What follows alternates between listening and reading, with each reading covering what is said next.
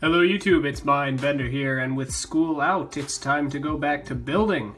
Finally, I've had the time to sit down with my Lego collection and just build and tinker and come up with all sorts of fun stuff. So videos will be coming more often now, and starting with this. This is first in my good guy military. The last few videos have been covering my villainous military of mechanized warriors, and this is the first good guy I have built. The organization of my good guys is called Prometheus, as it is dedicated to protecting humanity from all threats, be it of this earth or beyond. And this is the first mech. The first mech I've designed for that team. This is the Artemis Recon mech. As you can see, it is completely black, and unlike my Sons of Cybertron, who probably should get a new name, but we'll worry about that later. Unlike them, Prometheus builds will actually have more color. You can see this one is all black, but that is because it is a Commando mech. It's meant for recon, scouting, stealth night missions, hence the name Artemis. But most builds will get color. We'll see some of that down the line. The helmet's like dirty, what the heck? Anyway. So, taking a look at this build, it's not very big. You can see it's actually quite small. And that was a thing I wanted to keep to while building this. I wanted this to be small.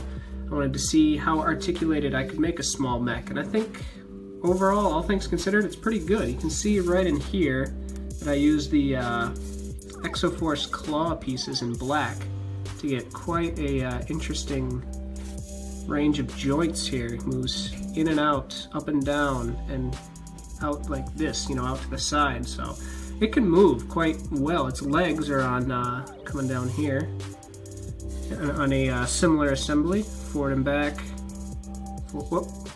forward and back. You kind of got to hold this, otherwise, you know, in and out. So yeah, I can get this into a lot of cool poses.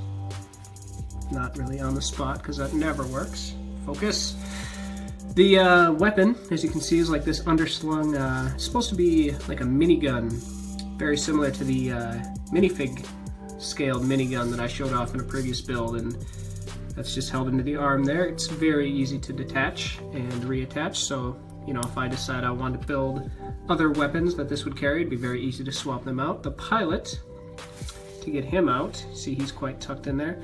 The whole mech actually folds backward and then opens up like this, so it's very easy to get access to the pilot. You'll notice I used the Death Trooper body for my Prometheus Commando. He's got a red visor.